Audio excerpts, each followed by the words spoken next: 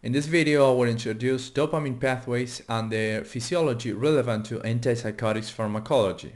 The learning objective of this presentation is to understand basic concepts of dopaminergic pathways and their relevance to antipsychotic effects.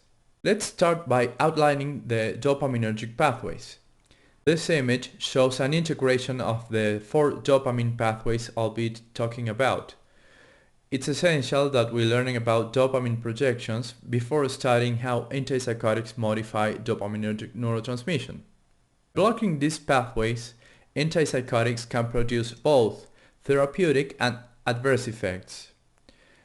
The 4 pathways relevant to the pharmacology of antipsychotics in the treatment of schizophrenia are the mesolimbic pathway, related to positive symptoms, the mesocortical pathway, related to negative symptoms, the nigrostriatal pathway, related to extrapyramidal symptoms and tardive dyskinesia, and the tuberinfundibular pathway, related to hyperprolactinemia. As I just mentioned, the mesolimbic pathway is relevant to positive symptoms of schizophrenia. This pathway is made up of projections from the ventral tegmental area, which innervate many forebrain areas. The most important is the nucleus accumbens. Research suggests this system plays a key and complex role in motivation, emotions, reward, and positive symptoms of schizophrenia. D2 antagonists reduce positive symptoms of schizophrenia. All antipsychotic drugs have the ability to reduce dopaminergic neurotransmission.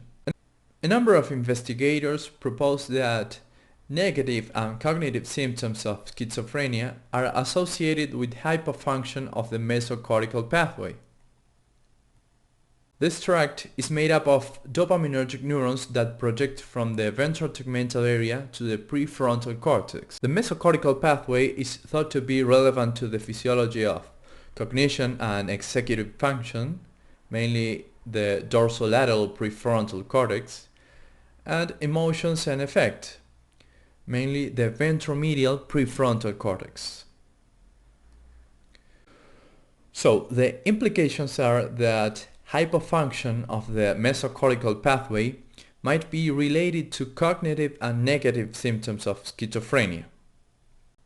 The nigrostriatal dopamine pathway is linked to neurological side effects caused by D2 antagonists. The nigrostriatal system contains about 80% of the brain's dopamine. This tract projects from cell bodies in the pars compacta of the substantia nigra to terminals that innervate the striatum, caudate and putamen. This pathway is involved in motor planning. Dopaminergic neurons stimulate purposeful movement. D2 antagonism induces extrapyramidal symptoms. This is the case of first-generation antipsychotics. High-potency D2 antagonists such as haloperidol frequently cause pseudoparkinsonism. Dopaminergic projections in the tuberinfundibular pathway influence prolactin release. Regarding anatomical considerations, this tract consists of dopaminergic projections from the hypothalamus, more specifically the arcuate and periventricular nuclei, to the infundibular region, also in the hypothalamus or median eminence. Dopamine is released into the portal circulation connecting the median eminence with the anterior pituitary gland. This is very important. The role of dopamine released in the tuberinfundibular pathway is to tonically inhibit prolactin release. The main implication of this is that blockade of D2 receptors by drugs such as antipsychotics increases prolactin levels. The clinical consequences of hyperprolactinemia are discussed in other videos. In summary, hyperactivation from the ventral tegmental area to limbic areas might be related to positive symptoms of schizophrenia.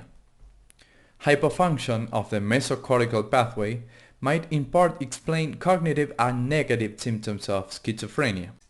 D2 blockade of the nigrostriatal pathway can cause extrapyramidal symptoms, and D2 blockade of the tuberinfundibular pathway increases prolactin blood levels.